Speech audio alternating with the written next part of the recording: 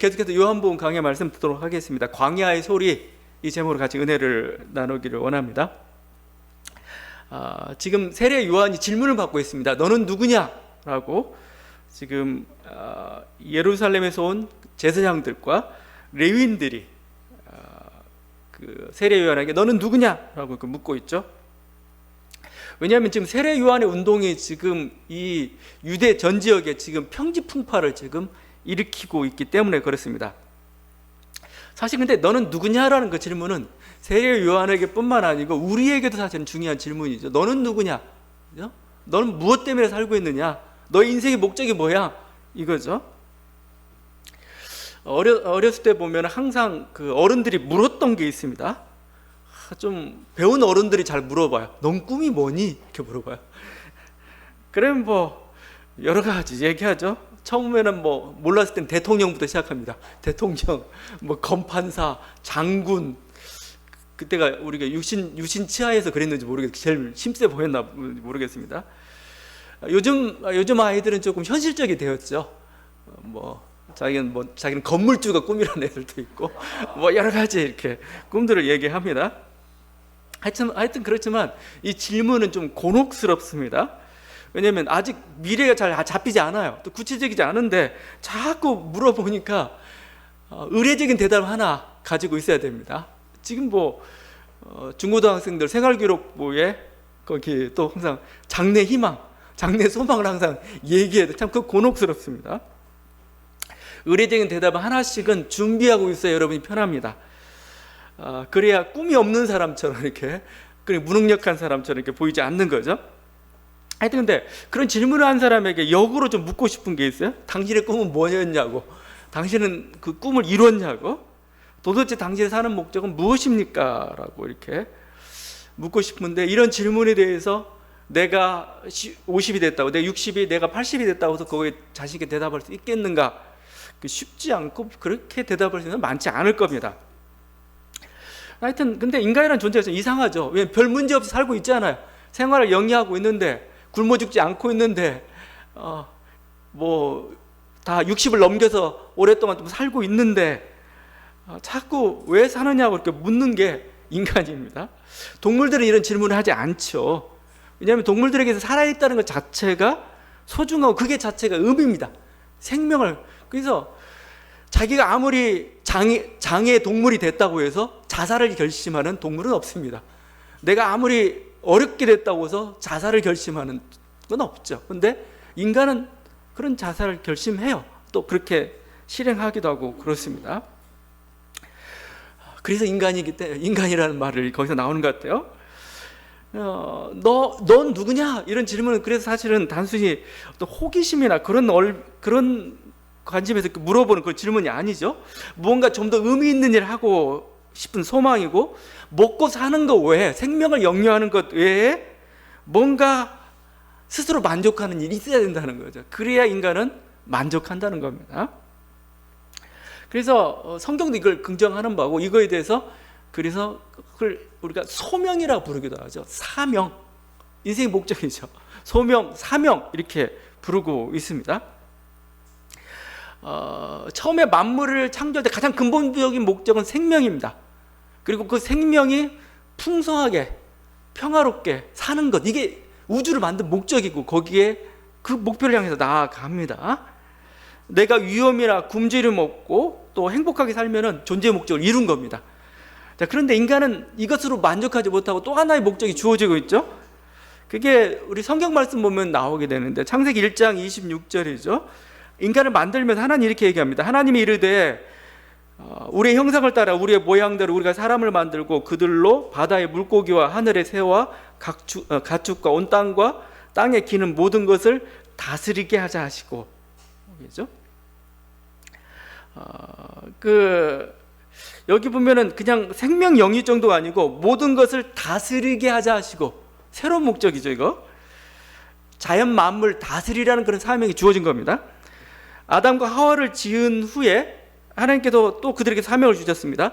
여호와 하나님이 그 사람을 이끌어 에덴 동산에 두어 그것을 경작하며 지키게 하시고, 그냥 너 놀고 먹어 그게 아니고 경작하고 여기 지켜라고 이렇게 사명이 주어졌죠. 이게 사명이고 소명입니다. 이게 어떻게 보면은 우리 인간의 존재가 뭔가를 잘 보여주고 있는 게 예수님의 그 달란트 비유 같습니다. 달란트 비유에서 이렇게 또 말씀하시죠. 또 어떤 사람이 타국에 갈 때 그 종들을 불러 자기 소유를 맡김과 같으니 각각 그 재능대로 한 사람에게는 금 5달란트를, 한 사람에게는 2달란트를, 한 사람에게는 한 달란트를 주고 떠났더니, 주인이 먼 데로 떠나면서 종들에게 달란트를 줬습니다. 달란트. 이게 탤런트, 이게 어떤 재능 뭐 이렇게 되어 있지만 하여튼 이게 뭐예요? 우리는 뭐 지금 하나님께서 달란트를 주셨고 이 달란트를 그냥 주신 게 아니고 이걸로 뭐예요? 뭔가 열매를 남기라는 겁니다. 그게 우리의 사명인 거죠. 우리는 일을 해야 되고 이 열매를 가지고 하나님 앞에 심판을 받을 거예요. 동물들은 그냥 살다가 돌아오면 그냥 무사 통과할지 모르겠지만 인간은 사명을 물어봐요. 그리고 너 했니? 이거 물어볼 겁니다. 여기는 책임을 묻고 있는 거죠. 이런 정신이 사실은 서구 문화에, 서구 정신에 깊숙이 스며들어가 있죠. 그래서 직업이라는 그 단어, 영어 단어만 봐도 그걸 잘 알 수가 있습니다. 영어 단어로 콜링이라죠. 콜링인데 부르심이죠. 참 재밌어요. 그냥 나는 직장, 어디 공무원 시험 봐도 직장에 들어가려고 막 하는데 그 직업이라는 것을 영어에서는 콜링이라고 합니다. 콜링. 하나님의 부르심, 이 일을 하도록 부르셨다는 거죠. 다른 단어는 보케이션이죠. 보케이션. 근데 보케이션이 라틴어에서 나왔는데 라틴어가 보카오입니다. 보카오. 부르다는 뜻입니다. 부르다. 그것도 콜링이라는 의미가 다 들어가 있는 겁니다. 여기도 하여튼 하나님이 이 일로 나를 부르셨다. 그래서 자기가 부름받아 어떤 걸로 부름을 받았는지 그 일을 아는 건 굉장히 중요하다는 겁니다. 일이라는 게 다양해요. 마치 이렇게 그리스도의 몸을 우주에 비유할 수가 있습니다. 그러면 뭐죠?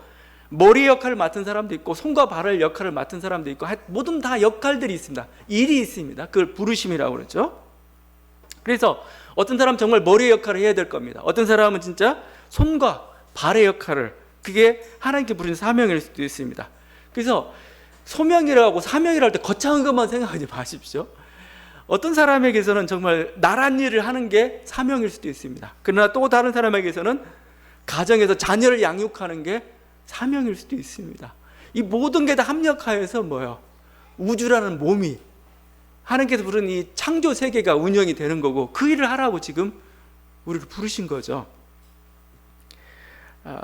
그래서 자기가 지금 자기 소명이 뭔지, 그러니까 하나님이 우리를 이 세상에 태어날 때 다 하나씩 맡기셨어요. 그래서 내가 무슨 일을 해야 되는지 여러분 그걸 알아야 되고 그 일에 충실했을 때 주어지는 게 뭐예요? 만족감입니다. 만족감. 나는 만족해. 나는 행복해.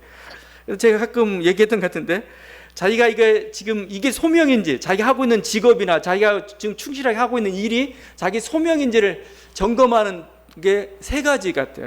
이 세 가지가 통과되면 거의 소명일 가능성이 높다는 겁니다. 첫 번째가 즐겁다는 겁니다. 두 번째가 잘한다는 겁니다. 세 번째가 보람이 있다는 겁니다. 이 세 개가 여러분에게 딱 맞는다면 여러분 소명일 가능성이 높습니다. 자기에게 맞는 것을 하기 때문에 즐거운 겁니다. 하나님이 달란트를 이미 주셨어요. 거기에 맞는 걸 하게 되면 뭐예요? 즐거워요. 그래서 소명은 굉장히 즐거운 겁니다. 예수님도 즐겁다고 얘기하잖아요. 십자가의 소명이라는 게 힘들고 어렵지만 나는 쉽고 가볍다라고 얘기해요. 왜? 그게 자기에 맞기 때문에 그렇습니다. 그 다음에 즐겁기 때문에 열심히 할 수밖에 없죠. 거기에 전념하게 되죠. 오랫동안 하게 되죠. 그래서 탁월하게 됩니다. 잘하게 되는 거죠. 그리고 그 사명이라는 것은 뭐예요? 이기적이지 않습니다. 우리 몸을 구성하는데 내가 손과 발을 열심히 함으로써 나만 뭔가 손만 이렇게 퉁퉁하게 아니면 발만 이렇게 큼직하게 그렇게 하는 거 아니잖아요. 온몸이 잘 사는 거잖아요. 보람이 있습니다. 보람. 그래서 우리가 꿈이라고 얘기할 때 항상 얘기하는 게 꿈을 이룬다는 게 뭐냐 이거예요. 그건 이렇게 설명이 돼야 됩니다. 내가 의사가 되는 게 꿈이다. 이건 아닙니다. 이게 아니고 나는 의사가 돼서 모든 질병에서 인류를 자유케 하겠다. 이게 꿈인 겁니다. 진정한 꿈. 그래서 뭐 나는 의사가 돼가지고 열심히 돈 벌고 나와. 그게 아니고 난 이걸 가지고 뭐요? 뭔가 보람된 일. 이게 봉사라고 우리가 표현할 수가 있고 그럴 때 사람이 만족을 느끼는 거죠. 보람이 있다는 겁니다. 내가 정치인이 돼가지고 뭐 높은 자리에 오르겠다, 그게 아니죠. 나를 안정되게 하고 뭔가 부강하게 만들겠다 이거죠. 아니면 내가 사장이 돼가지고 많은 사람들을 편안하게 먹고 살게 하게 해주겠다. 이것도 굉장한 중요한 하나의 보람인 거죠. 그렇죠. 하나님 그림을 맡기셨기 때문에 우리가 정말 이 즐겁고 잘하고 보람 있다면 여러분 열심히 소명의 가능성이 굉장히 높습니다. 그 중에 저는 제일 중요하게 생각하는 게 잘한다는 겁니다. 잘한다는 거, 잘하는 거. 은사나 소명은 잘하는 것과 관련되어 있습니다. 탁월함이 그 목표죠. 물론 우리가 자본주의 사회에서 먹고 사는 일도 중요하기 때문에 이렇게 특정 직업이 필요할 때가 있습니다. 먹고 사는 것 자체가 중요하기 때문에 직업을 택할 수도 있습니다.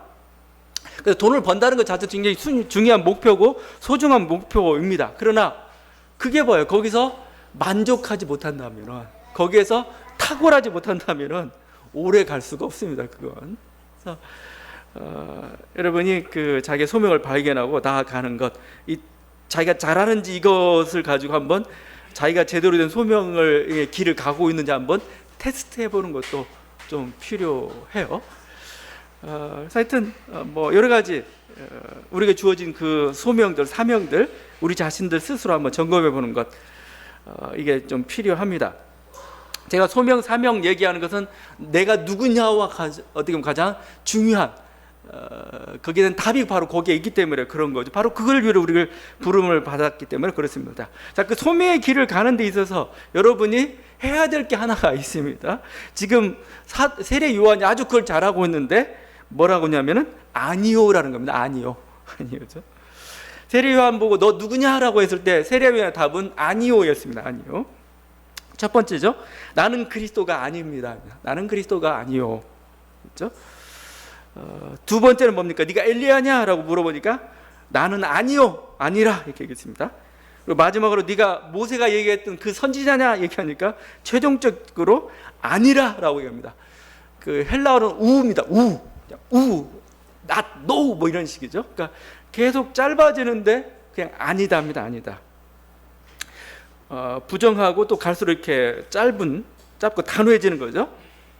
여러분 사실 그래요. 선택이 여러 가지가 있을 때 선택하기 어려울 때는 어떻게 해야 돼요? 아닌 것부터 골라내야 되죠. 이건 아니야, 저건 아니야, 저건 아니야.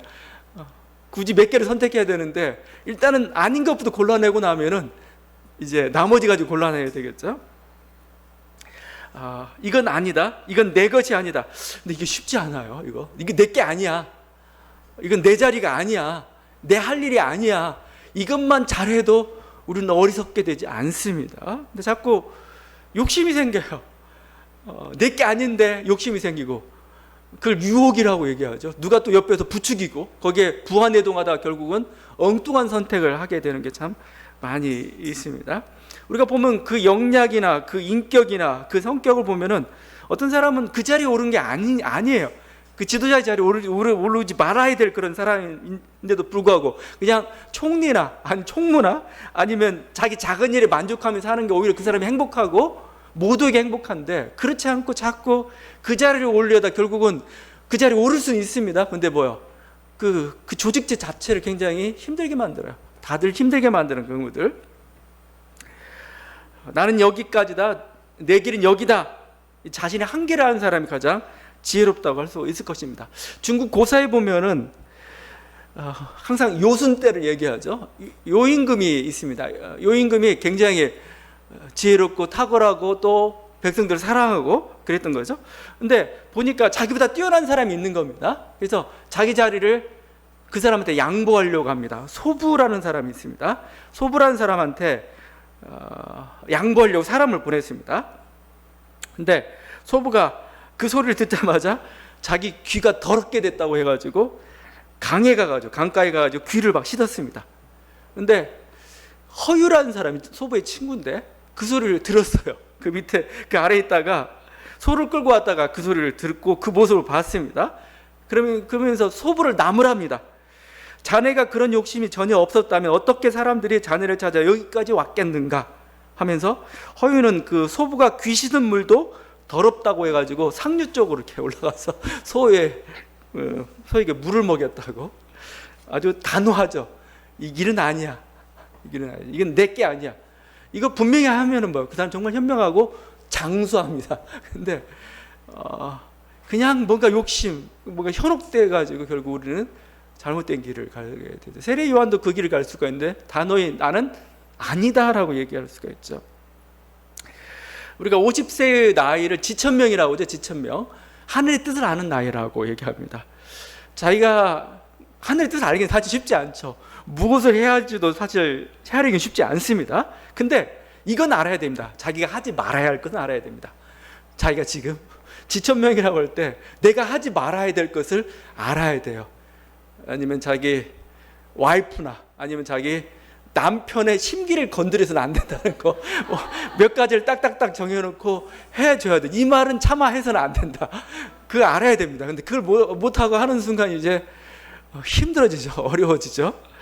이게 최소한 뭘 해야 되는지는 모르죠. 괜찮아요. 근데 하지 말아야 될 건 알면은 그래도 어느 정도 평화롭게 행복하게 살 수가 있습니다. 이게 이제 작은 단위는 사실 그렇게 큰 문제는 안 될 때가 있습니다. 근데 큰 단위로 갈수록 이게 힘들죠. 그 결과는, 그거는 그 결과를 가지고 알 수가 있습니다. 그 사람이 그 자리에 올라서 어떻게 했는가, 그죠? 굉장히 무능했다든가, 아니면 그 권력에 취해버렸다든가, 아니면 여전히 이기적이어서 뭔가 불의한 모습을 보였다면은 원래 자리가 아니었는데 탐한 것이 되는 것이죠. 우리나라 사례 같은 경우가 대표적이었죠. 이명박, 박근혜 대통령 사례에서 볼 수 있었죠. 그냥 이명박 대통령은 그냥 건설사 CEO로서 그냥 마쳤어야 해요. 그것도 적합했는지 잘 모르겠지만 하여튼. 그 다음에 박근혜 대통령도 그냥 적당히 칭송, 공주로 이렇게 칭송을 받으면서 끝냈어야 합니다. 근데 한 나라의 리더의 자리에 오르기에는 마땅치 않았어요. 근데 사실은 욕심이었고 주위에서 부추긴 거죠. 아니면 또 우리들이 이념 때문에 그냥 사람을 제대로 보지 못한 그런 거죠. 단호히 아니요. 사실 단호히 아니요를 할 수 있는 사람이면 정말 된 사람인 거죠. 그 자리에 올라도 합당한 사람인데 단호히 아니요를 할 수 있는 것, 이게 우리들에게 필요해요. 나는 여기까지만이야. 내가 할 수 있는 건 여기까지만. 그러면 참 지혜롭고 나라도 평화로울 겁니다. 또 반대도 있죠. 반대는 그 자리에 올라야 될 사람인데, 해야 될 사람인데 빼는 사람이 있어요. 자꾸 나는 부족하다고. 그래서 여기 합당한 말이 운명이다는 말이죠. 운명이다. 운명이다. 그러니까 상황이 나를 그렇게 몰아간다. 잘 평가를 해봐야 됩니다. 정말 그게 하나님의 부르심인지, 자기 욕심인지, 아니면 탐욕인지. 교회 목사들도 사실 마찬가지죠. 항상 교회 목회자들도 항상 높은 자리가 이렇게 보여요. 더 괜찮은 권력의 자리들이 보이는데 그게 유혹인지, 그게 좀 하나님의 부르심인지를 잘 판단을 해봐야 됩니다. 거기 합당하게 이렇게 반응을 해야 되는 거죠. 아니오를 잘해야 된다는 거. 자기 한계가, 자기가 누군지를 아는 거, 이렇게 필요한 거죠. 그래서 이게 참 이 코로나 사태를 맞이하다 보니까 세계 각국의 모습들이 보이는데 그중에 각국의 지도자들의 모습들이 보여요. 하나하나씩 보이는데 참 그 나라에서는 좀 어떻게 대단한 사람인지 모르겠지만 이 전 세계에 이렇게 한 100여 개국 놓고 지도자를 보게 되니까 정말 각양각색이에요. 각양각색인데 거기서 보게 되면 참 저 사람 지도자 안 돼야 될 사람인데 된 사람도 있구나 하는 생각이 들어요. 그 중에 하나가 트럼프 같아요. 요즘 보니까. 전에는 우리가 트럼프를 조금 지지했죠. 왜냐하면 좀 남북 관계에 뭔가 이렇게 진척하고 길을 좀 열어가고 뭔가 그런 기대 속에서 지지했는데 역시 인간이 영 아닌 것 같아요. 제가 보니까. 그냥 이분은 트럼프 올드나 꿈꿔야 될 그냥 장사치로서 갔어야 되는데 말도 함부로 하죠. 그냥 분열적이죠. 굉장히 탐욕적이죠. 미국의 대통령이 잘하는 세계 리더죠. 그건 그냥 한 나라의 대통령을 볼 수가 없습니다. 세계를 이끌어갈 리더인데 리더로서의 어떤 가치관, 품격, 지금 리더십이라는 거죠. 그게 없이 그냥 모든 어떻게 보면 탐욕에만 이렇게. 그래서 자기 탐욕을 이루기 위해서는 분열도 서슴지 않는 이런 모습들이 참 아니다라는 생각을 하게 되죠. 하여튼 이렇게 지도자들, 정치 지도자들 얘기를 하고 있지만 사실은 그들 하나의 예화죠. 그들을 통해서 뭐죠? 우리들의 삶을 한번 보자는 거죠. 우리도 어떻게 보면은 사실 그런 선택의 기로에 서 있을 수가 있습니다. 내가 어떻게 해야 되는지, 하나님의 부르심이 뭔지에 대해서 그 순간에 선택을 해야 되는, 그게 욕심이 되지 않고 정말 순종이 될 수 있는 그런 존재들, 또 적극적으로 그 길을 우리가 찾아가야 되는 것 좀 필요합니다. 세례 요한은 지금 아니다, 자기 한계가 뭐, 나는 그리스도가, 나는 주가 아니고 나는 메시아가 아니라는 겁니다. 나를 메시아 취급하지 말라는 겁니다. 나는 메시아 길을 예비하는 자다. 특별히 자기를 소리라고 표현하죠. 23절입니다. 나는 선지자 이사야의 말과 같이 주의 길을 곧게 하라고 광야에서 외치는 자의 소리로라. 헬라 원문을 보게 되면 이렇게 되어 있습니다. 그러니까 영어로 보게 되면 I am the voice입니다. 나는 소리야. I am the voice. 물론 수식하는 말들이 뒤에 막 붙지만, 광야에서 외치고 뭘 곧게 하라고 막 하지만 그냥 I am the voice예요. 나는 소리다. 소리예요. 소리의 대표적인 특징, 가장 특징이 뭡니까? 형체가 없죠.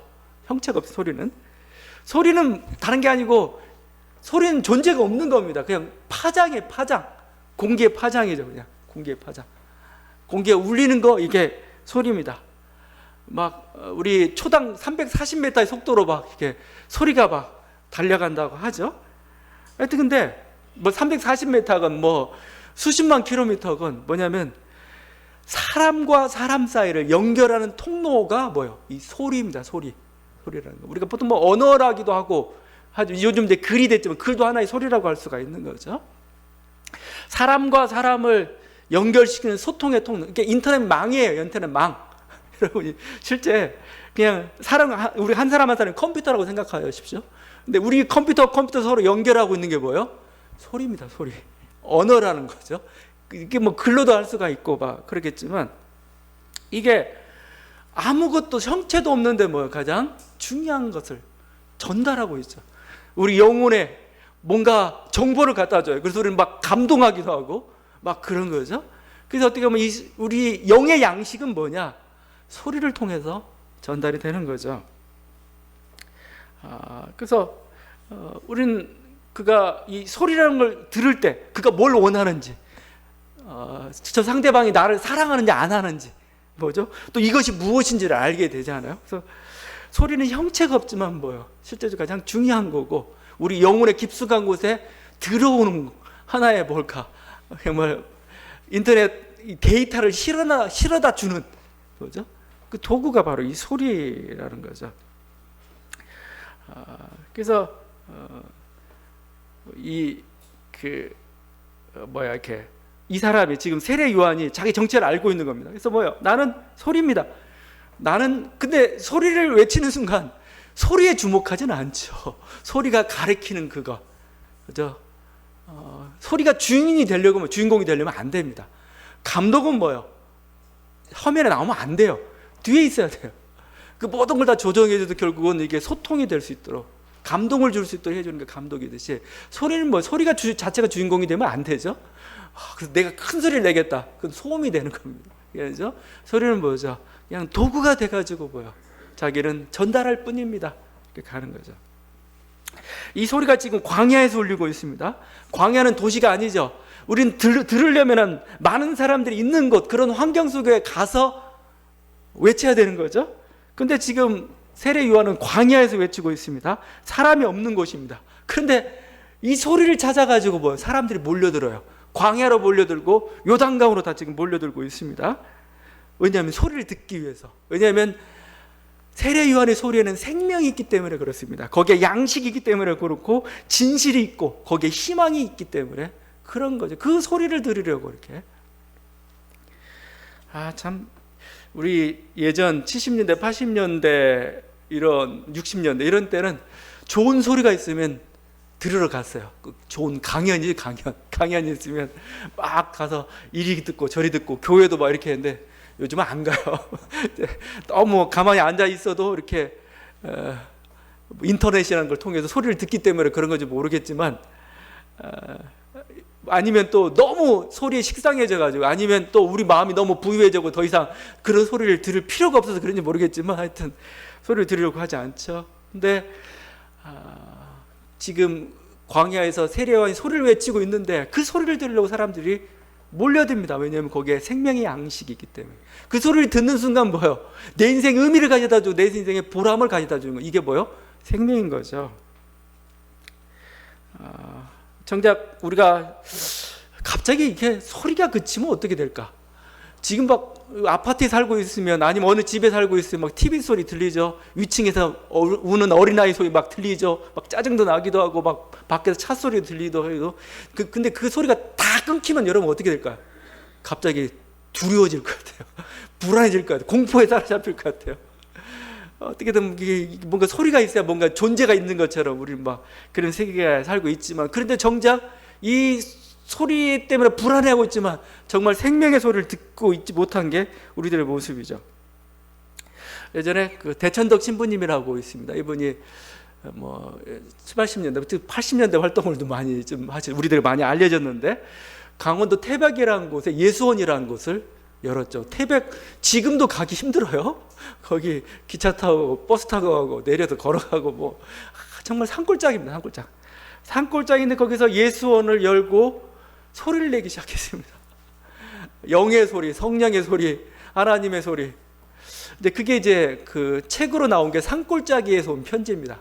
굉장히 이렇게 그때 80년대 청년들이 이렇게 뭔가, 그러니까 우리가 보통 영성이라고 하죠. 영의 소리에 좀 목말랐던 사람들이 많이 이렇게 그걸 보고 위로를 받기도 하고, 또 그 소리를 듣고 뭐죠? 예수원으로 이렇게 찾아갔던, 지금도 보면 조금씩 있지만 하여튼 그런 적이 있었는데, 바로 세례 요한과 같은 사람이 바로 대천덕 신부였던 것 같아요. 그가 광야에서 외치는 소리인데, 광야인데도 불구하고 뭐야, 먹을 것도 없고 뭔가 아무것도 없는데 사람들이 몰려요. 영의 양식이 거기 있기 때문에 그런 거고, 대천덕 신부님의 그 이렇게 소리는 아직도 귀에 좀 쟁쟁한가요? 여러분 사랑하세요. 맞나 이게? 제가 늙은 약간 어눌한 듯하면서도 사랑과 뭔가 진실이 담겨져 있는 그 목소리가 아직도 이렇게 쟁쟁하죠. 소리가 이렇게 살아 있습니다. 소리도 굉장히 민감한 것 같습니다. 이렇게 전화 같은데도 이렇게 전화를 들을 때 참 소리를 부드럽게 해주는 소리가 있습니다. 이렇게 그게 사람이 뭔가 그냥 따뜻해지는 그런 소리들도 있고, 이 말이라는 게 외모보다 어떻게 보면은 모트로 보는 것보다 말 자체가 사실은 우리들에게 뭔가 주는 게 더 클 때가 있는 것 같아요. 그래서 어떤 분들은 사실은 그냥 얼굴 없는 시인으로 살았으면 한 분들도 있어요. 얼굴은 별론데 그 소리가 이렇게 사람에게 감동을 주고 부드러움을 주는지, 차라리 보는 순간 갑자기 이렇게 우리는 미명에 사로잡혀가지고 제대로 그 본질을 보지 못하는 일이 되는데, 소리라는 게 바로 그렇습니다. 자, 그런데 세례 요한의 소리에 정말 생명이 있었던 건 뭐냐? 세례 요한이 그리스도를 증거했기 때문에 그렇다는 거죠. 그리스도 자체가 누구냐? 바로 생명입니다. 생명. 요한복음에서는 그리스도를 뭐라고 표현하고 싶으냐? 뭐 여러 가지 단어가 있지만 가장 많이 또 가장 우리 마음에 울리는 게 생명이라는 단어. 생명. 영생도 영원한 생명이잖아요. 영원한 생명. 내가 너에게 이것을 쓴 이유는 뭐냐? 너에게 영생이 있음을 알게 하려. 영생이라고 할 때 여러분은 자꾸 영원히 산다, 그냥 죽지 않는다, 이런 생각만 하면 안 되고, 그건 결과일 뿐이고, 영생이라는 거 가장 핵심이 뭐예요? 생명입니다. 생명. 이 요한복음 이 말씀에 생명이 있기 때문에 그렇죠. 그리스도가 생명이기 때문에 그렇습니다. 그 그리스도를 전한다. 그래서 기독교가 사실 별거 없어요. 기독교가 무슨 교훈이나 삶의 어떤 깨달음, 물론 그런 것도 주기도 하지만, 그리스도가 주는 거, 교회가 주는 건 결국 뭐냐? 그리스도입니다.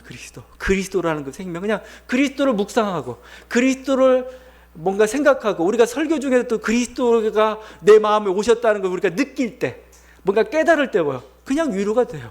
그냥 다시 한번 힘을 얻고 다시 한번 나가는 거죠. 그래서 그리스도뿐이 없는 겁니다. 이게 설교의 목표라는 것도, 우리가 설교학을 배우고 막 하는데 설교의 결국 목표는 뭐냐?